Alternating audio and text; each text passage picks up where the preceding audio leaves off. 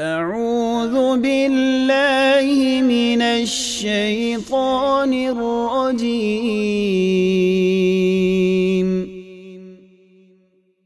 بسم الله الرحمن الرحيم.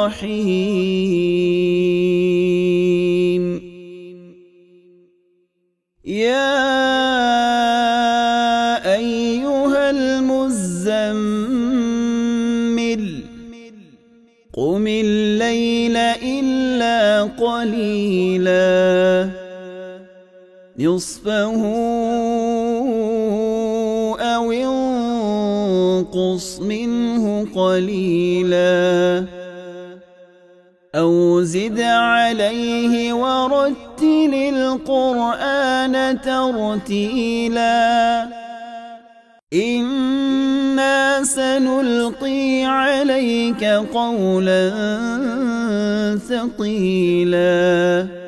إن ناشئة الليل هي أشد وطئا وأقوم قيلا إن لك في النهار سبحا طويلا واذكر اسم ربك وتبتل إليه تبتيلا رب المشرق والمغرب لا إله إلا هو فاتخذه وكيلا واصبر على ما يقولون واهجرهم هجرا جميلا وذرني والمكذبين أولي النعمة ومهلهم قليلا إن لدينا أنكالا وجحيما وطعاما ذا غصة وعذابا أليما يوم ترجف الأرض والجبال وكانت الجبال كثيبا مهيلا إنا أرسلنا إليكم رسولا شاهدا عليكم كما أرسلنا إلى فرعون رسولا فعصى فرعون الرسول فأخذناه أخذا وبيلا فكيف تتقون إن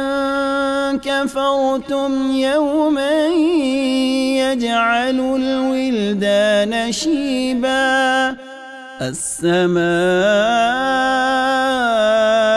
منفطر به كان وعده مفعولا إن هذه تذكرة فمن شاء اتخذ إلى ربه سبيلا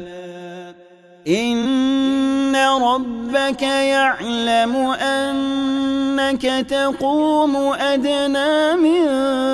ثلثي الليل ونصفه وثلثه وطائفة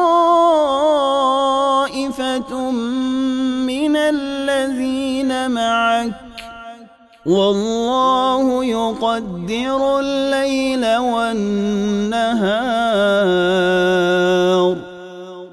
علم أن لن تحصوه فتاب عليكم فاقرؤوا ما تيسر من القرآن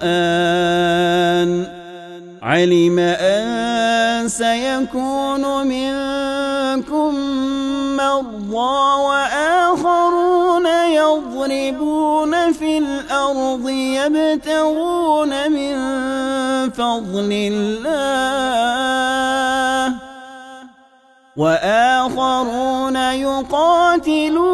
في سبيل الله فاقرؤوا ما تيسر منه وأقيموا الصلاة وآتوا الزكاة وأقرضوا الله قرضا حسنا وما تقدموا لأنفسكم من خير تجدوه عند الله هو خيرا وأعظم أجرا واستغفروا الله إن الله غفور رحيم